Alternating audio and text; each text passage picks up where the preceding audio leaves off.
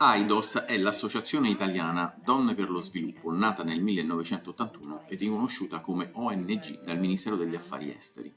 Da oltre 40 anni lavora in Italia, in Europa e nel sud globale per difendere i diritti, la dignità e la libertà di scelta di donne e ragazze, collaborando con organizzazioni locali e partecipando attivamente ai processi delle Nazioni Unite. Siamo stati invitati nella sede di AIDOS per incontrare Mirembe Jovia Birungi e raccontare la sua storia e la sua missione in Italia per sensibilizzare l'Europa intera all'importanza di un supporto mirato per la salute e i diritti umani in Africa. Siamo con Stefania Burbo, che è focal point dell'Italian Network Salute Globale. Stefania, parlaci un po' dell'organizzazione. Il network è una rete costituita da 10 organizzazioni della società civile che sono impegnate per il diritto alla salute con progetti di cooperazione internazionale nei paesi a basso e medio reddito, per lo più nell'Africa subsahariana. Qui noi in Italia svolgiamo attività di sensibilizzazione delle istituzioni e anche dei media sul tema appunto del diritto alla salute. Incontriamo Mirembe Jovia Birungi, un'avvocata ugandese che ha fatto della sua professione e delle sue competenze uno strumento di lotta a favore delle donne, in particolar modo nelle comunità marginalizzate, nelle adolescenti e nelle adulte con disabilità, per difendere il diritto alla salute, per lo screening contro il tumore della cervice e per combattere contro pratiche disumane come la sterilizzazione forzata delle donne con HIV. Jovia, sei riuscita a trasformare la tua storia personale di convivenza con l'HIV in tanta energia per combattere per i diritti umani e per far conoscere al mondo la condizione di migliaia di donne nel mondo discriminate e abusate anche a causa della malattia. Quando hai cominciato a capire che fare l'avvocata era il tuo strumento di lotta contro tutto questo? Thank you. So, when you're a child born with HIV in the African countries, especially in my country, Uganda, it's a very bad thing. Especially previously, it was considered bad luck for you to be born with HIV. So, because of the problem that I faced as a child growing up with HIV, always sickly, the stigma and discrimination, I had to drop out of school at some point because of the stigma. I knew that this is not the life that I wanted for other girls and children who are born with HIV to face. Plus, also later on at 14, I got pregnant, and of course, the stigma got even worse. And I knew that a child living with HIV who gets pregnant, whether by choice or by mistake, has certain rights that they need to get. Because in my country, when you get pregnant as a teenager, you're forced to go and get married to the man who impregnated you. Now, like the man who made me pregnant, he disappeared. So if your parents chase you away from home, you're going to end up on the streets and doing things you wouldn't do. So I knew that there was a violation here, and I needed people to get the support, and legal services are expensive. I knew that if I became a lawyer, I would be able to offer pro bono services to these girls, and that's what I have been doing up to now. Thank you. Parlaci della sterilizzazione forzata delle donne affette da HIV. È una pratica disumana nella quale poche persone conoscono l'esistenza in Europa, ma che purtroppo è una intollerabile realtà in alcune nazioni africane, come il Sudafrica o come il Kenya. Yes, forced sterilization usually happens for women who are living with HIV, because society again believes that when you're HIV positive, you're not supposed to give birth to bring into the world another HIV positive child. Of course, they're not considering all the science that has happened, because like myself, I have 4 children, all HIV negative. My husband is still HIV negative, but society is not concerned about this, and it is sad that the sterilization happens by medical doctors who are actually aware of this science. What happens is that when you go to give birth, you have a cesarean section, the sterilization happens at that point. It is a very quiet procedure, you don't even know. Until much later in life, you're trying to have another child and you cannot. So I have a woman who came to share with us her experience. She had her husband died because of AIDS after she had given birth, and she got another man. Her man was also positive, she was also positive. She wanted to get another child, but she couldn't. They tried for 10 years and it was not working. So when she went to the hospital, of course, family has put a lot of pressure. You're the woman, you should produce. She goes to the hospital to check what the problem is, and they find out she was sterilized. So she goes back to the hospital to sue the hospital, but the doctors have changed, the systems have changed. So most of this is happening without the consent of these women. They don't even know, they are not even aware that it is happening. And unfortunately, even the statistics are very limited. It's difficult to get the statistics because, I mean, women are not even aware that it's happening. Yeah. Ok, thank you. Leggendo la tua biografia mi ha colpito molto la tua attenzione verso le comunità emarginate e le adolescenti, che rappresentano le donne adulte di domani, che grazie al tuo esempio potrebbero essere protagoniste di un cambiamento reale nel prossimo futuro. Parlaci di queste giovani donne. I pride myself on having been resilient to move through life the way I did, amidst all the circumstances that I faced growing up in a low-income country, in a poor, typical Black African family, born with HIV, teenage mother, and I still managed to go to school.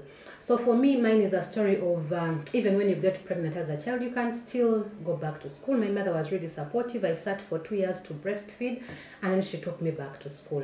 So if we can have so many parents adopting this kind of ideology of taking children back to school, if I can inspire other parents to look at me and know that if my child ever gets pregnant at 15, they can actually go back to school and make a life out of themselves.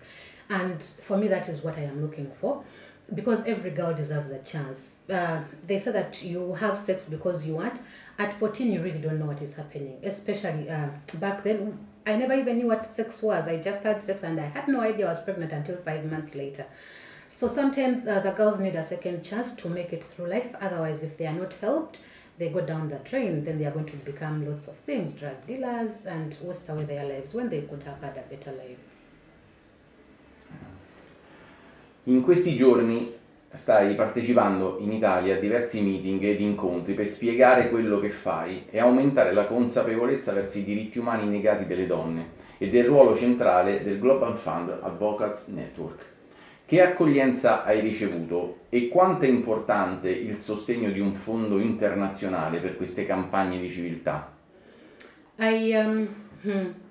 I think it was taken well. The Italian government really sounded supportive of, health issues that are happening in Africa, especially now that they are looking at private partnerships with the Global South. So it is really, it went well. However, it's, of course, even if Italy is supporting and in support of this, it's not the only, they cannot do it alone. So we are actually hoping that Italy can manage to convince the other members of the European Union to take interest in what is happening in the Global South. Because again, like I always say, that we are not free until all of us are free. So whereas it might not be the direct problem to Italy, and to the European Union, if we are having people moving from the Europe to Africa, then it is a problem, because we have made progress in preventing HIV and treating HIV, and all that progress we have done 20 years ago has been washed away, is going to be washed away. So I would implore the Italian government to continue advocating for support, especially for the Global Fund, which is still standing, and to talk to the other governments to come in, because we need them now more than ever. Sure. Diffondere e far conoscere il tuo lavoro è solo il primo passo per far valere i diritti delle donne nel mondo. Gli stati occidentali, l'Europa in particolare, cosa possono fare? Well, in regards to what is happening, Europe can do a lot to help. First of all, they can call out on our governments who are not really bothered about the problems that are affecting us. I have just been informed that Uganda passed the budget for 2025. Yes, and we still have, I think, 1.9% allocated to health, and that is still a very little thing. And this is coming after they know what is happening in health, but they are still not bothered. So most of the percentage of the budget has gone to infrastructure, like and strengthening the military, supplementary budgets for the State House, and things like that. So again, I understand that our governments should care, but they do not. And unfortunately for us, if other powers don't come up, we are going to die. People are going to die. And I am thinking that Europe can come in to ensure that even the ideologies that are being spread, especially by the US now, we are having a lot of homophobia, transphobia, sexism, racism. It is becoming so difficult for Africans to seek asylum. And it's not always that Africans are leaving their countries because they are poor. No, some of them are not safe because of their sexuality, because of their political ideals, because of who they are attached to. So if the European country if Europe can make it easy for Africans who actually need the asylum to actually get it, if they can help step in and stop the ideologies, the hate ideologies being spread by the USA, and to ensure that promotion of human rights continues, that would be a very big help. Okay, Gioia, thank you very much for your speaking. Okay. È difficile riuscire a sentire direttamente, e qui in Italia, voci come quella di Giovia, è veramente difficile perché purtroppo spesso i media sono concentrati su altro. Voi invece siete specializzati in questo, perché anche in situazioni critiche, in situazioni di guerra, in situazioni tremende come quelle che ci ha raccontato Giovia, riuscite a farlo. È passione questa.